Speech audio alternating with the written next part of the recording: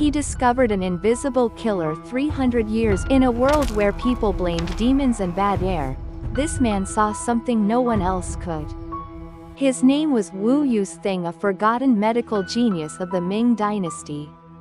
While others fled the plague, he walked straight into the outbreak. Something spreading something lethal, before modern science even knew it existed. He proposed a shocking idea: the disease was caused by an unseen, poisonous qi, a concept astonishingly close to what we now call viruses. This is the untold story of how a Ming Dynasty doctor uncovered the secrets of viral transmission centuries ahead of the world. Welcome to the world of ancient medical visionaries.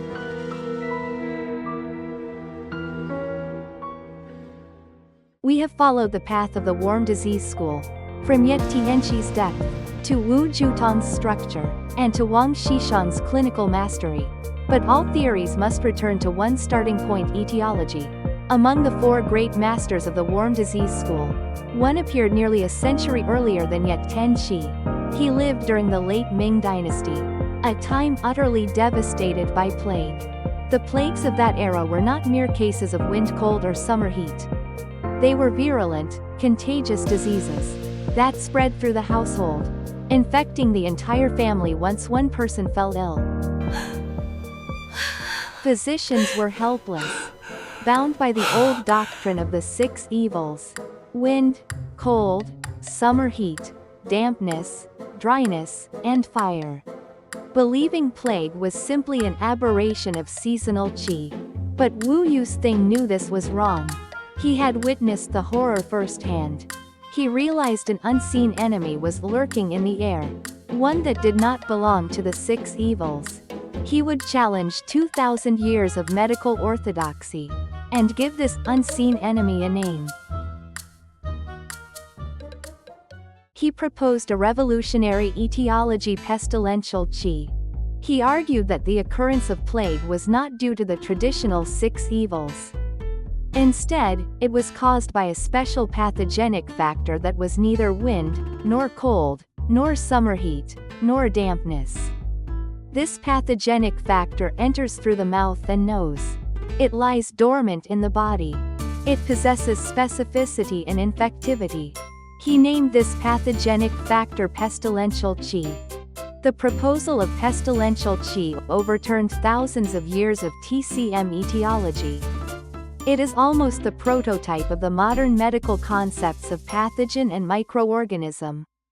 Wu Youxing not only proposed the cause of the disease but also its prevention and treatment. He advocated isolating patients to prevent the spread of pestilential qi. He created Reach the Membrane Source decoction, Da Yuan Yin.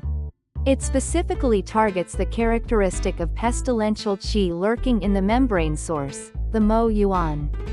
It intercepts the pathogen from the half exterior and half interior. His work, Treatise on Pestilence, Wen Yi Lun, is the first systematic monograph on plague in TCM history.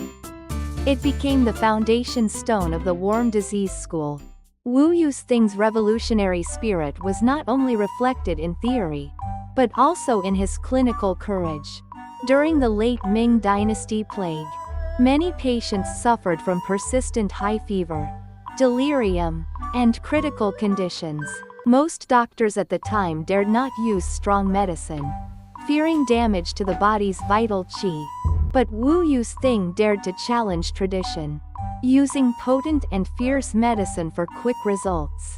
Among these cases is a famous story. A grain of red arsenic finds a confidant.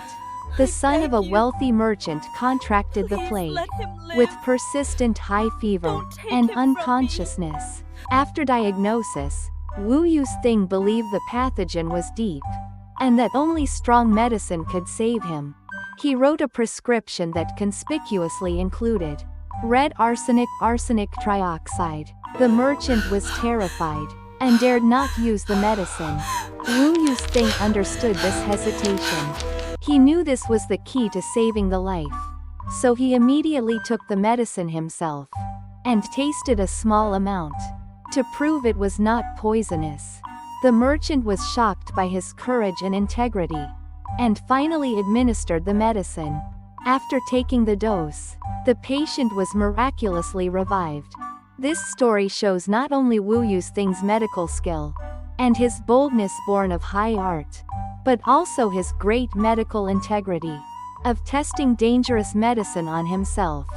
He proved with action, in the face of plague, saving lives is paramount. Wu Youxing's story tells us, true revolution is daring to name the unseen enemy.